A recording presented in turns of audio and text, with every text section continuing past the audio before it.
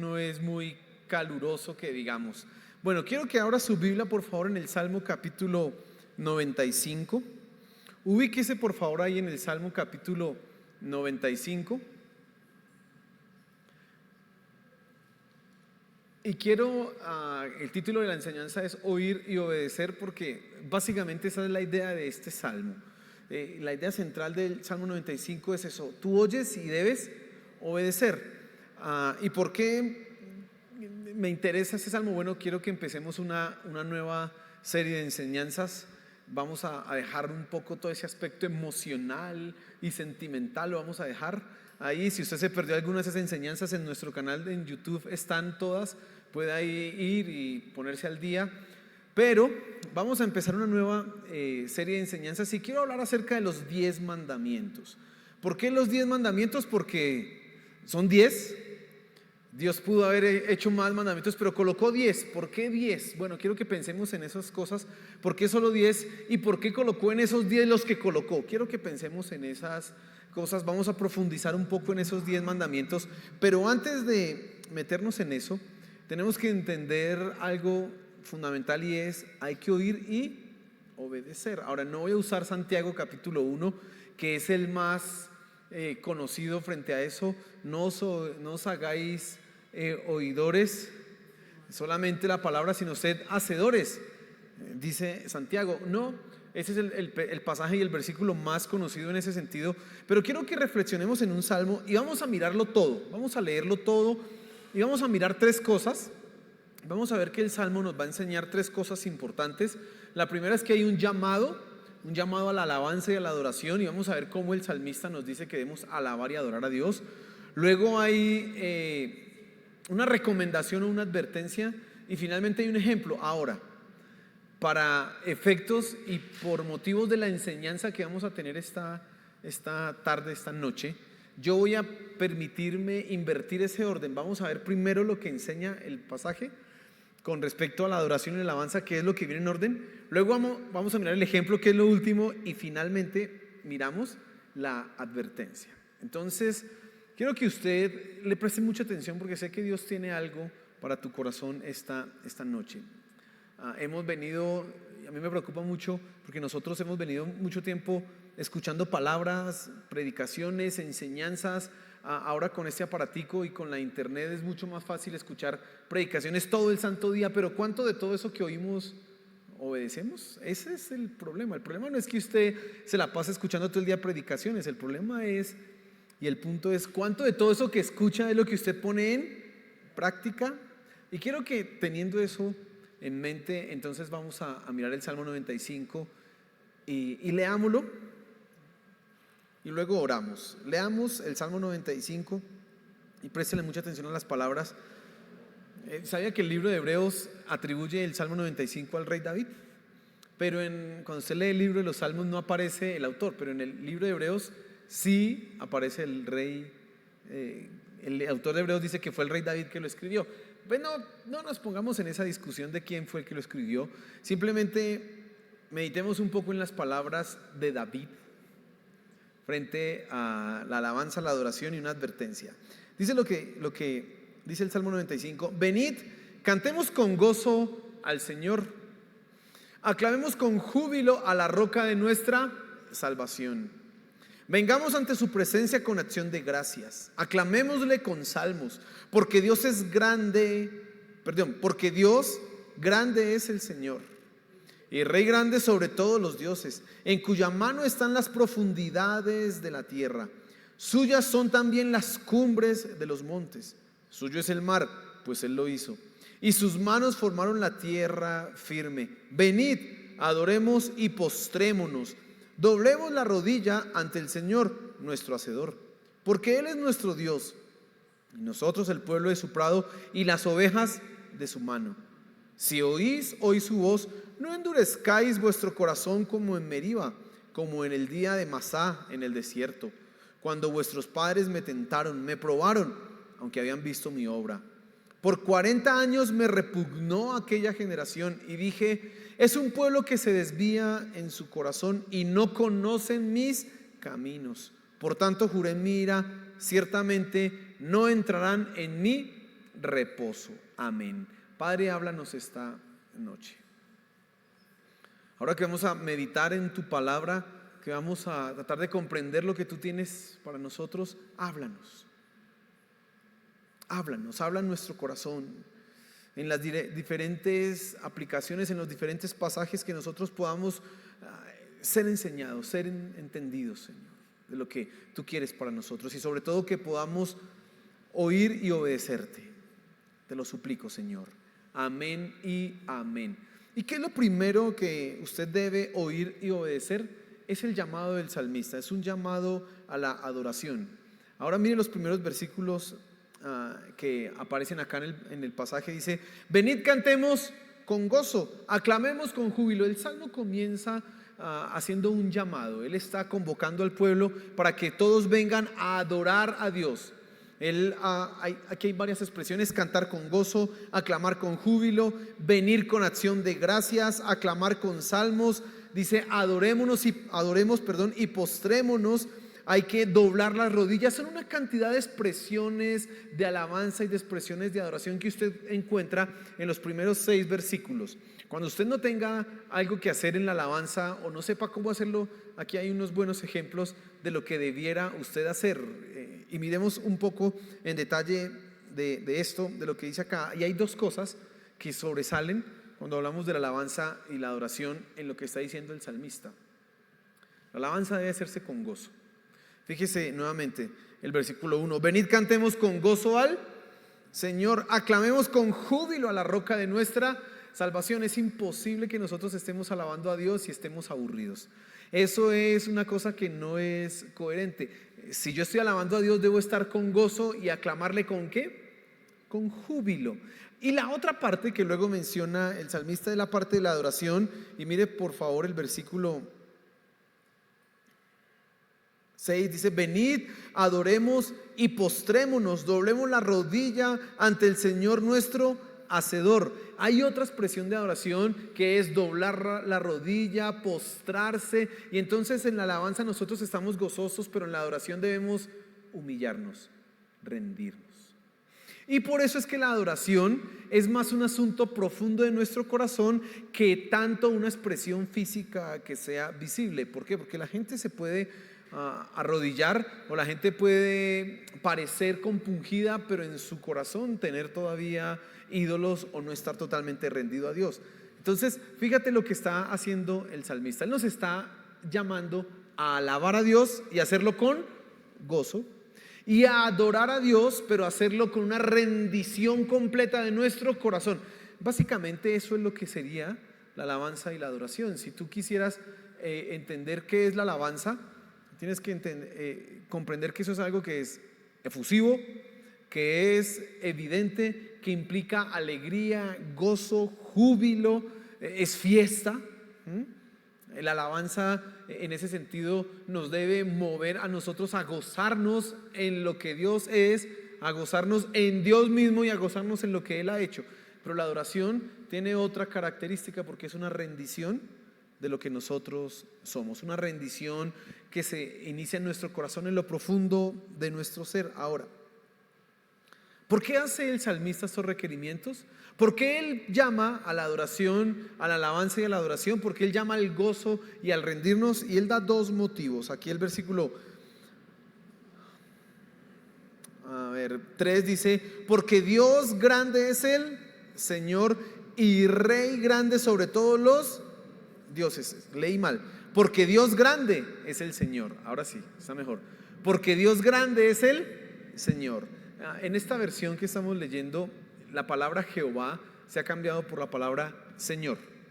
Sí, Señor. Entonces está diciendo que Jehová o el Señor es un Dios grande, grande.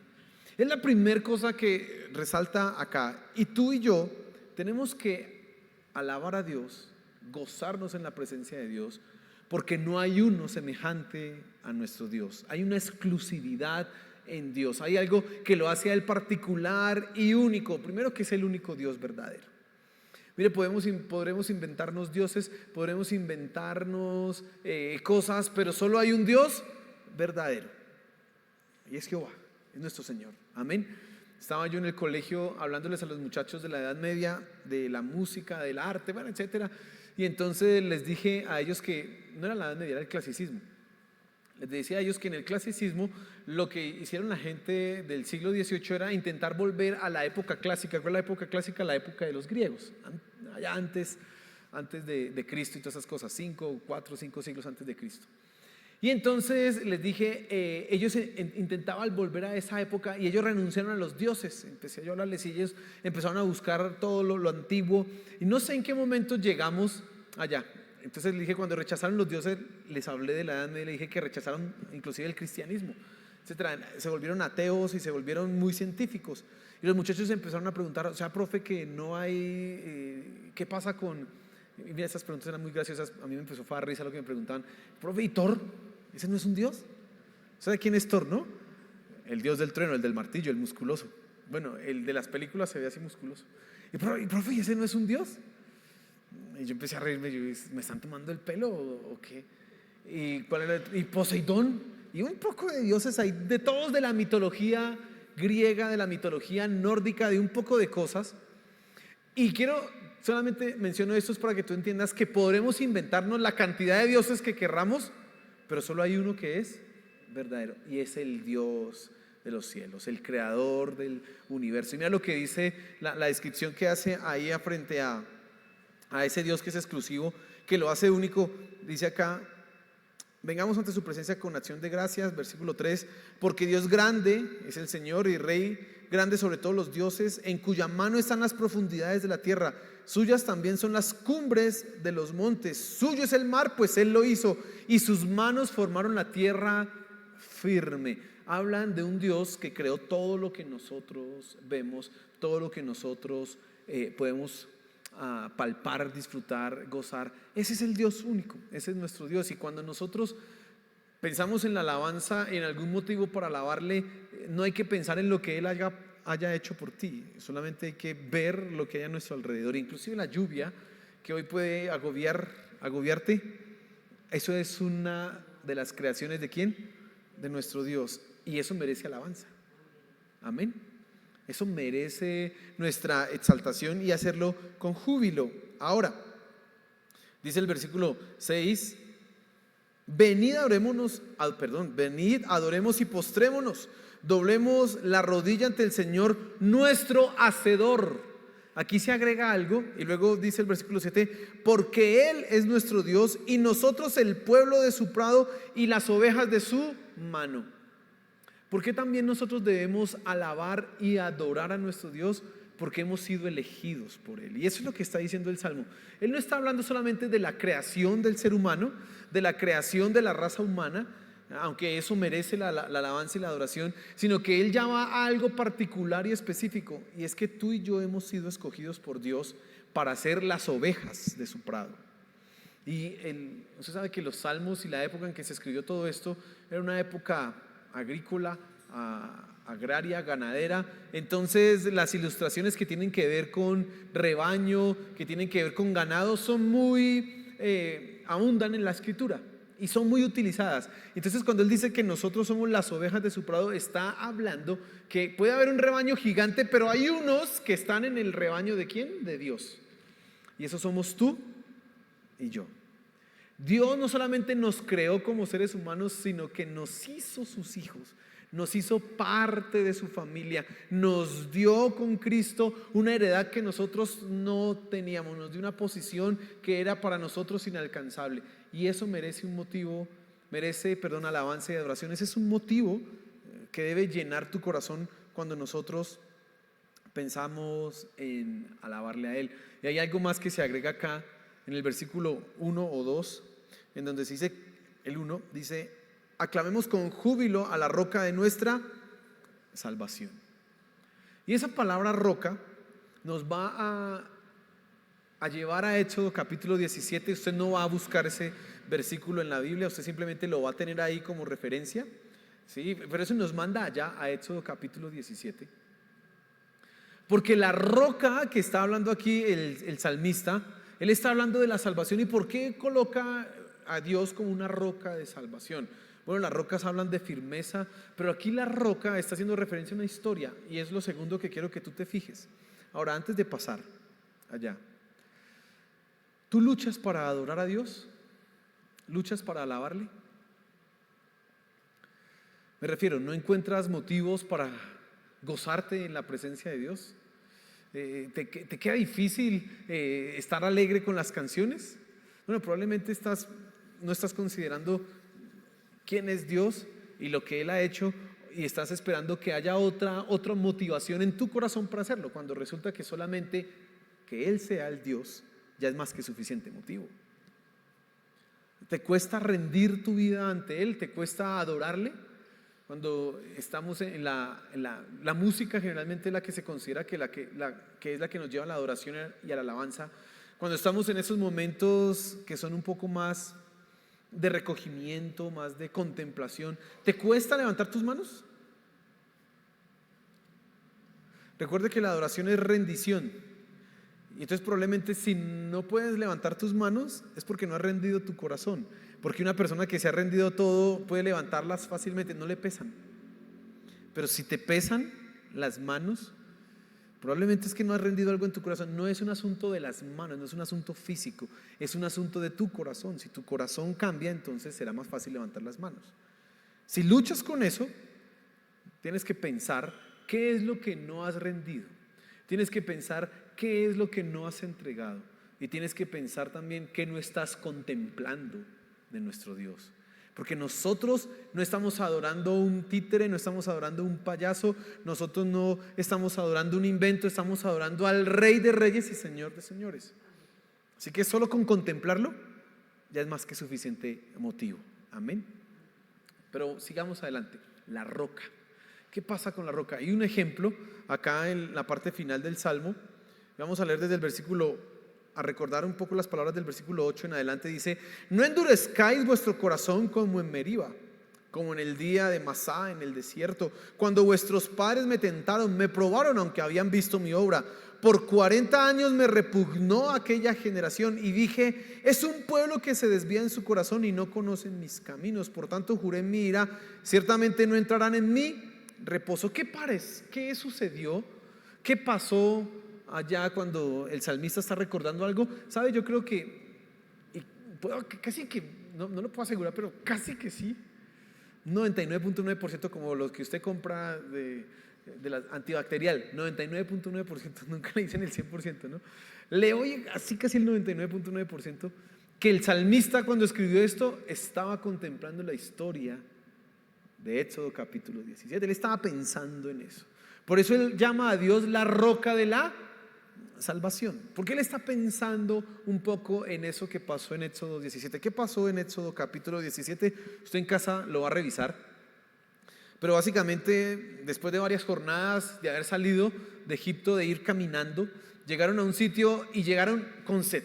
Estaban exhaustos y empezaron a pelear, a molestar a Moisés. Venga, usted nos sacó aquí a matarnos de sed. Ay, usted que no sé qué, usted. Pero el reclamo se volteó no solamente contra Moisés, sino contra Dios mismo, porque en uno de los versículos de Éxodo capítulo 17 ellos dijeron: ¿es que acaso Dios no es que está aquí en medio de nosotros? Esa es la palabra que ellos utilizan. No dice que Dios está con nosotros. ¿Y por qué estamos entonces aguantando sed? La situación se volvió complicada. Ellos estaban colocando en duda la presencia de Dios en medio de ellos. Esa es la idea central de Éxodo capítulo 17. Un pueblo que pone en duda la presencia de Dios porque tienen sed, porque la están pasando difícil, porque la están pasando un poco duro, entonces dudan de que Dios está en medio de ellos. Eso está pasando en Éxodo 17. ¿Qué hace Dios? Le habla a Dios a Moisés. Moisés, bueno, primero se queja Moisés: no, Señor, este pueblo, si seguimos así, este pueblo me va a apedrear, dice Moisés. Pero él le dice: camine, vamos, y va usted a ir a la peña, y yo me voy a colocar delante de la peña, y vaya usted con unos ancianos. Y quiero que piense esto un momento. Vaya usted allá con unos ancianos del pueblo de Israel, y el pueblo va a estar allá, y yo, Dios, voy a estar al frente de la roca. Esto es algo muy importante de entender, porque nos va a llevar a mirar un poco por qué a Cristo se le llama la roca. ¿Y por qué Cristo luego va a asumir todas esas palabras que hablan como la fuente de agua viva. Es un juicio contra Dios lo que está pasando en Éxodo 17. El pueblo está diciendo, ¿dónde está Dios? No es que está, Él dijo que nos iba a sacar. Y colocan a Moisés como el juez, colocan a unos ancianos de Israel al lado de allá como el jurado que va a determinar si Dios es culpable o no es culpable. Y aquí están todos los acusadores, el pueblo, enardecido, sediento. Y Dios se coloca allá abajo al frente de la roca. Él no está sobre la roca, Él está, dice, y yo estaré delante de la roca. Dice, y tú hablarás a la roca y yo haré que brote agua para que el pueblo tenga sed y sepan que yo estoy con ellos. Ahí termina la historia, no termina más. Usted en Éxodo capítulo 17 no nos dice más, termina la historia y después viene la historia de la guerra con los amalecitas. Ahí se acaba esa historia.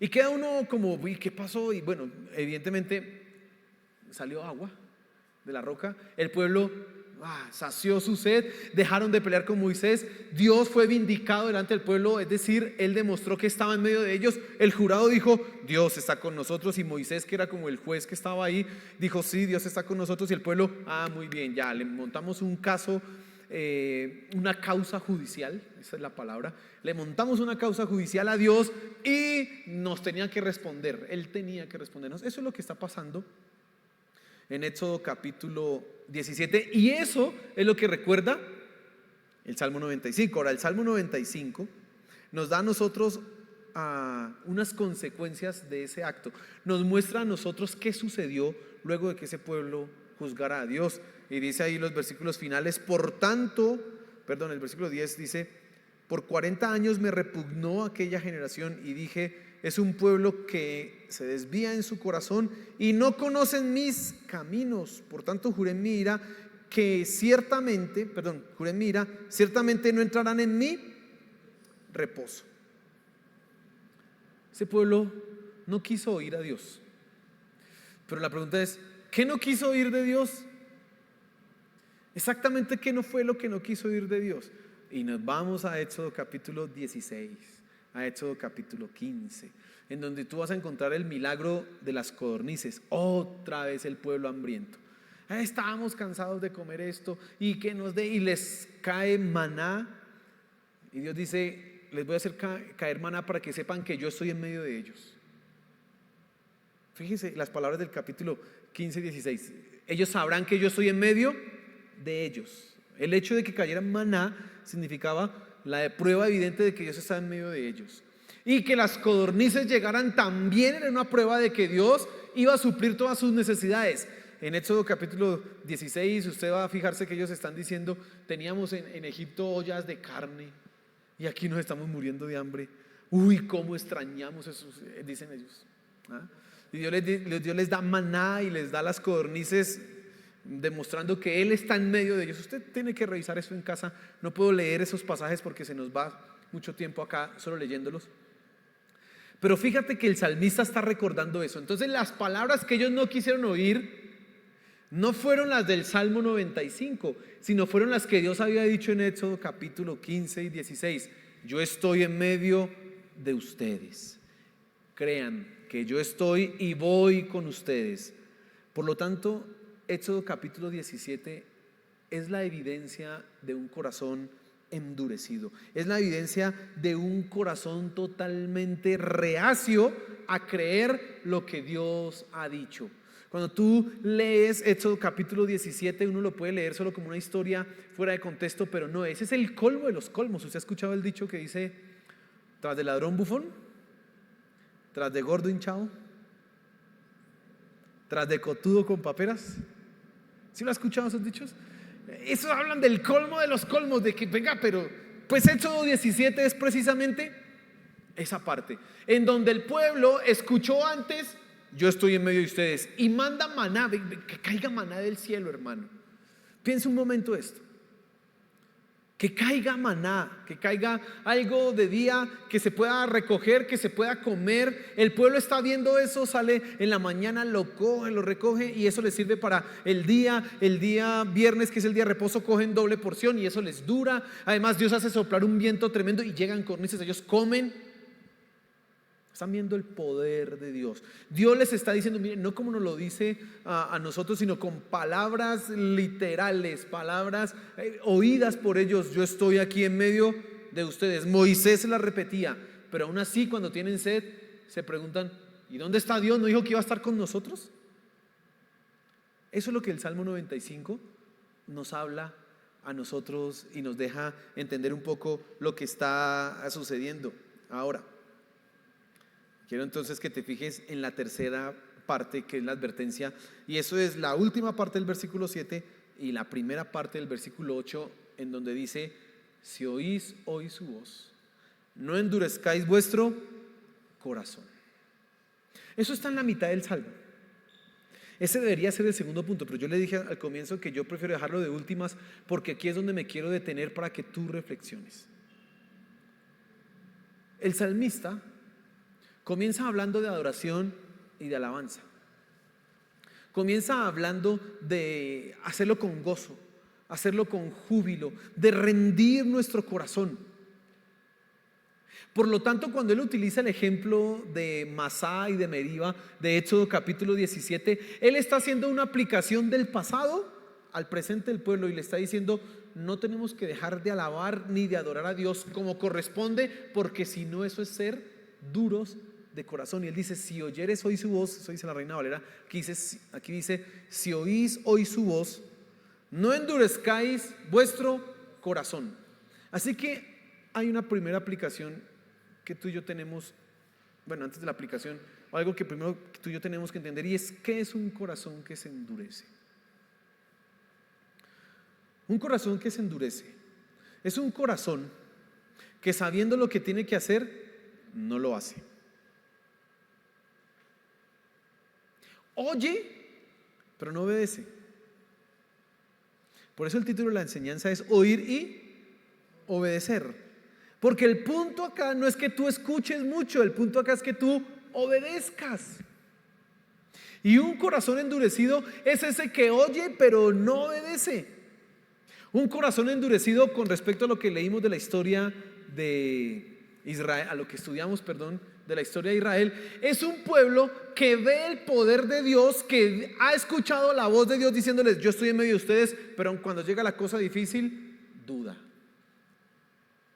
Eso es un corazón endurecido. Un corazón endurecido es el que no encuentra un motivo para alabar a Dios, que no encuentra gozo para alabar a Dios, sino que se queda en las partes superficiales. Ay, la música no me gustó hoy.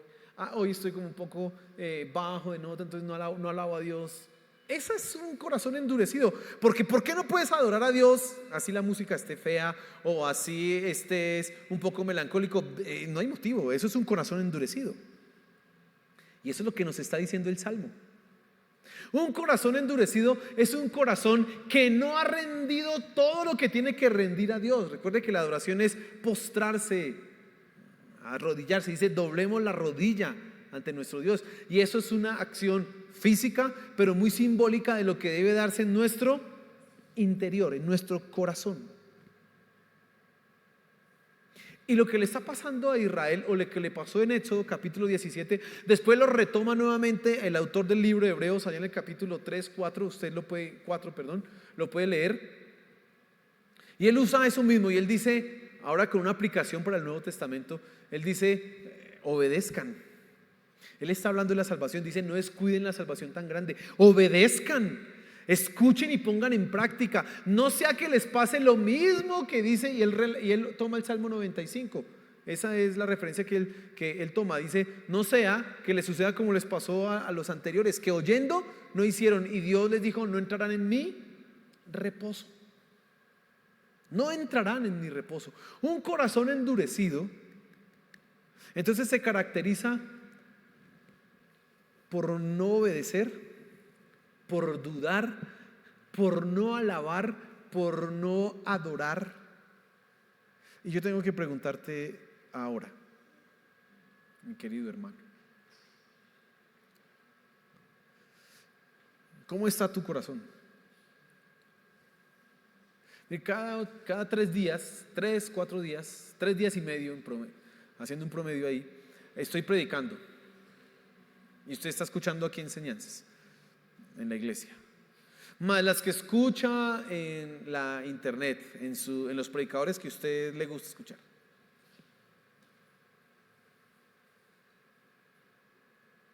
¿Cómo estás aplicando eso? Dice ahí, si oyeres oí su voz, si oyes oí su voz, si oís oí su voz. No endurezcáis vuestro corazón. Bueno, ¿cuántas de las cosas que usted escucha está poniendo en práctica? Yo el domingo hablaba de Romanos capítulo 6 y les hablaba que nosotros somos, hablando de la identidad, ¿no? Nosotros somos muertos que han resucitado para ser santos. Ese es el resumen de la enseñanza del día domingo. ¿Cuántos están todo el día pensando yo soy muerto al pecado y están combatiendo con su pecado? Porque si eso no es lo que tú haces, tú estás endurecido en tu corazón y entonces no vas a encontrar el reposo. Mira, y pensemos un poco en esto. ¿Qué era lo que, cuando Dios hablaba de la tierra prometida, qué era lo que les estaba diciendo al pueblo de Israel? Era un símbolo, un tipo. El Antiguo Testamento tiene muchos símbolos, muchos tipos. Y entonces la tierra prometida, usted sabe, la tierra que fluye leche y miel, en donde habrá tranquilidad, seguridad, libertad, reposo, la posibilidad de tener una nación libre. Eso era todo lo que significaba muy probablemente para el pueblo de Israel. Cuando estaban en Egipto y les hablaban de la tierra prometida, pues hablaban de libertad. Dice tierra que fluye leche y miel, abundancia. Eso era todo lo que de alguna manera se veía en la tierra prometida. Pero para nosotros, ¿cuál es la tierra prometida? No es el cielo, hermano, porque nosotros nos equivocaríamos pensando que es el cielo. Es Cristo, la tierra prometida. O sea, el reposo que tú y yo estamos buscando es ¿en quién? En Cristo. Y que eso nos llevará al cielo. Pues sí, pero en realidad el reposo es ¿quién? Es Cristo. Por lo tanto, tú hoy ya puedes entrar en el reposo. ¿Cómo? Obedeciendo, hermano, no endureciendo tu corazón, siendo una persona que alaba, siendo una persona que adora como corresponde, siendo una persona que mira su corazón constantemente para evitar que se endurezca, y entonces estás entrando en el reposo. ¿Estás entrando en quién? En Cristo. Recuerda que el Salmo en el versículo 1 dice que Él es la roca de la salvación. Bueno, por eso Pablo también en 1 Corintios capítulo 10 retoma, y la roca que le seguía era Cristo. Hablaba, 1 Corintios 10 habla precisamente de eso. ¿Quién es la roca? Es Cristo. Por lo tanto, ¿se recuerda que hablamos de un juicio? Se colocó Dios al frente en el estrado de los acusados. ¿Y quién fue golpeada? La roca. ¿Quién es la roca? Cristo. Cuando Cristo fue a la cruz del Calvario, vindicó a nuestro Dios. ¿Por qué lo vindicó? Porque hay gente que en medio de sus circunstancias, en medio de sus cosas difíciles, duda que Dios esté en medio de ellos. Duda que Dios les acompañe. ¿La están pasando duro? Sí, eso es innegable. ¿Puede ser un poco difícil? Sí, pero no es menos cierto ese dolor con que Dios está en medio de ellos. Pero no. A veces somos igual que los israelitas que estaban allá en Masá, en Meriba. ¿Qué pasa? Estamos en la situación difícil y lo que surge en nuestro corazón es: ¿será que Dios no me ama?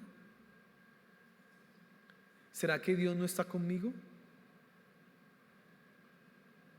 ¿Será que Dios se olvidó de mí? Y todas esas son palabras no tan agresivas como las que lanzaron los israelitas allá en el desierto, pero tienen la misma connotación.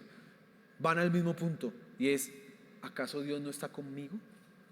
¿Acaso Dios no dijo que iba a estar conmigo? Mira cómo es un corazón duro.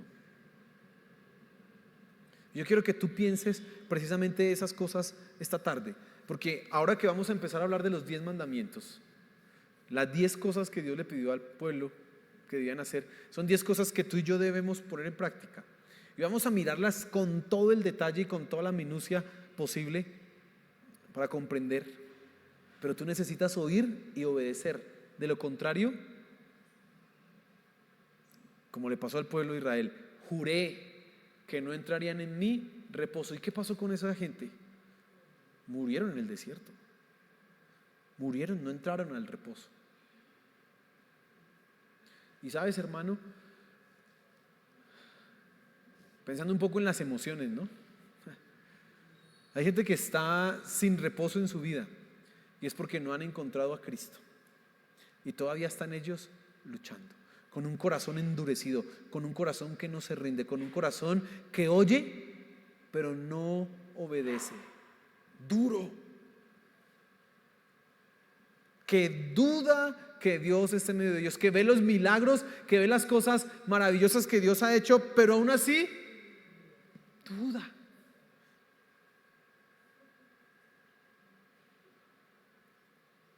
Hermano, tú necesitas entonces oír y obedecer, porque la enseñanza del Salmo 95 es muy clara. Si usted se endurece, no va a tener reposo. Y nosotros acá en la iglesia hablamos claramente que la salvación no se pierde. Lo encontramos en la Escritura. Pero también no es menos cierto que cuando encontramos pasajes como esto, vemos que tú no puedes pensar de ninguna manera que como no se pierde la salvación, no importa lo que yo haga. No, espérate un momentico, estás equivocado. No estás entendiendo la Biblia. Porque aquí nos dice, ojo. Y aunque la salvación no se pierda, porque eso la garantiza ¿quién? Dios. Tú necesitas revisar constantemente tu corazón para no permitir que se endurezca, mi hermano. No permitir que se endurezca. Y entonces volvemos a la parte inicial: adoración y alabanza.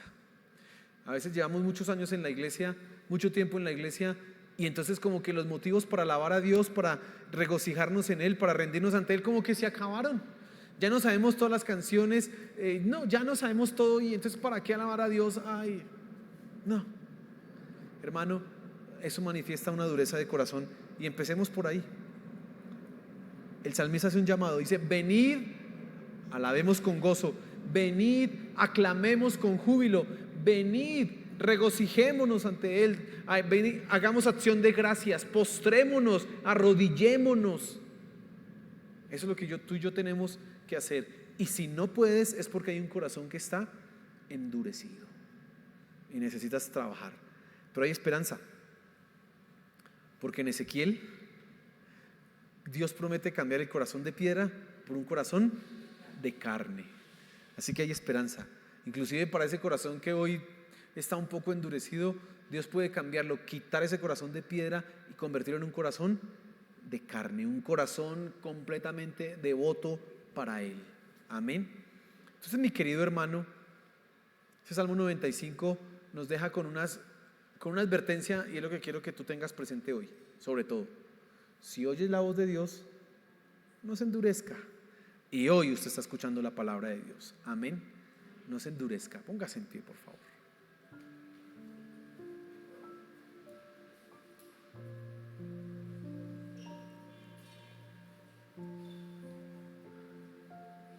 Los salmos tienen muchas enseñanzas para nosotros. Toca escarbar bastante, pensar bastante en qué es lo que está queriendo decir el salmista, pero hay unas enseñanzas poderosas para nosotros. Como el libro de Hebreos atribuye el salmo a David, David no es un novato en las cosas de Dios. David es el autor de la mayor cantidad de los salmos. Así que es un hombre que es experimentado en la alabanza, que es experimentado en el conocimiento de Dios. No es un novato. Y él escribe este salmo porque primero él se revisa y dice: tengo que alabar a Dios con gozo, y tengo que venir de rodillas y postrarme ante Él. Tengo que hincar la rodilla, doblar mi cerviz ante Dios, porque me puedo endurecer, no importa cuánto tiempo lleve, yo puedo endurecerme. Y David está pensando eso cuando él escribe eso, cuando él canta eso, o cuando él ora eso ante Dios. Él está tratando y trabajando en su corazón: Señor, no me quiero endurecer. Y tú tienes que hacer ese salmo tu oración precisamente. Dios, yo no me quiero endurecer. No me quiero endurecer para alabarte, no me quiero endurecer para adorarte, no me quiero endurecer para obedecerte. No quiero que mi corazón se vuelva incrédulo. No, ayúdame. Señor, ayúdanos. Ayúdanos, Padre, por favor, ayúdanos. Aquí estamos esta tarde porque queremos escucharte hablar, pero sobre todo Ayúdanos, Espíritu Santo, ven, trata con nuestro corazón. Si se está endureciendo, trata y trabaja con él, Padre Celestial. Si hemos perdido ese deleite y ese gozo en adorarte solamente a ti, porque ahora estamos pensando en otras cosas y hemos colocado requisitos para poder deleitarnos en tu presencia, perdónanos y ayúdanos. Te lo suplicamos, Padre Celestial. Por favor, perdona y ayúdanos. Yo no quiero que mi corazón se endurezca. No quiero, Señor, dudar que tú estás conmigo. No quiero dudar que tú caminas conmigo. Y en medio de la adversidad, en medio de la tribulación, en medio de la dificultad, Señor, que mi fe esté firme en ti. Por favor, ayúdanos, ayúdanos, ayúdame, Señor de los cielos, te lo suplico. Por favor, Padre Celestial, te lo suplico. Gracias, mi Señor, por tu palabra. Gracias porque podemos entender y comprender lo que tienes para nosotros, Señor. Gracias, Padre Celestial. Amén y amén. Amén, amén.